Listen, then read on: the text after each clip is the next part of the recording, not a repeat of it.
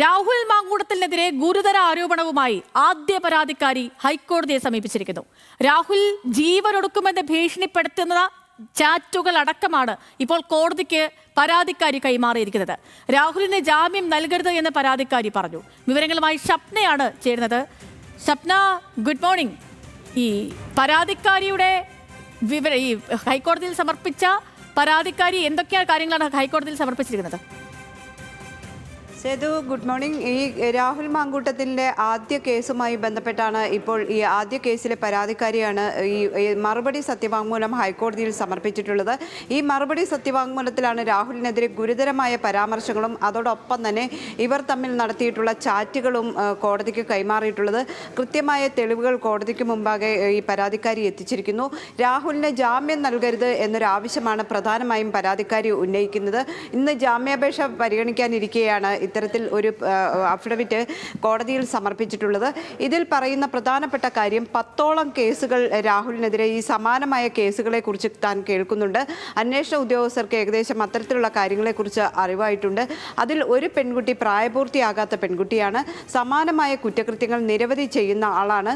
ഈ രാഹുലിന് ജാമ്യം നൽകിയാൽ തൻ്റെ ന്യൂഡ് ഫോട്ടോസ് അടക്കം അല്ലെങ്കിൽ വീഡിയോസ് അടക്കമുള്ള കാര്യങ്ങൾ രാഹുലിൻ്റെ ഫോണിലടക്കമുണ്ട്.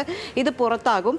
അതോടൊപ്പം തന്നെ വലിയ സ്വാധീനമുള്ള വ്യക്തിയാണ്, ഈ ജനപ്രതിനിധിയാണ്. അത്തരത്തിൽ സ്വാധീനമുള്ള ഒരു വ്യക്തിക്ക് ജാമ്യം നൽകിയാൽ ഈ കേസിലെ സാക്ഷികളെ സ്വാധീനിക്കാൻ അതോടൊപ്പം തന്നെ തെളിവുകൾ നശിപ്പിക്കാനുള്ള സാധ്യതകളുണ്ട്. മറ്റൊന്ന്, ഗുരുതരമായ കുറ്റകൃത്യം ചെയ്ത ആളാണ്. തന്നെ ബലാത്സംഗം ചെയ്യുകയായിരുന്നു. അതോടൊപ്പം തന്നെ ഗർഭചിത്രം നടത്താൻ പ്രേരിപ്പിച്ചു. ആ രീതിയിൽ സമ്മർദ്ദം ചെലുത്തി. അതിനുള്ള തെളിവുകളാണ് ഈ ചാറ്റുകളായിട്ട് ഉൾപ്പെടുത്തിയിട്ടുള്ളത്. അതോടൊപ്പം തന്നെ രാഹുൽ ആത്മഹത്യ ചെയ്യും എന്ന ഭീഷണി മുഴക്കിയിരുന്നു എന്ന് ഈ പെൺകുട്ടി കോടതിയെ അറിയിച്ചിട്ടുണ്ട്. അത്തരത്തിലുള്ള ചാറ്റുകളും കോടതിക്ക് മുമ്പിൽ സമർപ്പിച്ചിരിക്കുന്നു. താൻ ആത്മഹത്യ ചെയ്യുക അല്ലാതെ വേറെ വഴിയില്ല, ആത്മഹത്യ ചെയ്യും. അതുകൊണ്ട് തന്നെ ഇത്തരത്തിലുള്ള പരാതിയിൽ നിന്ന് പിന്മാറണം എന്നൊരാവശ്യം നിരവധി ഈ സൈബർ ഇടങ്ങളിൽ നിന്ന് തനിക്ക് സമ്മർദ്ദമായി വരുന്നു.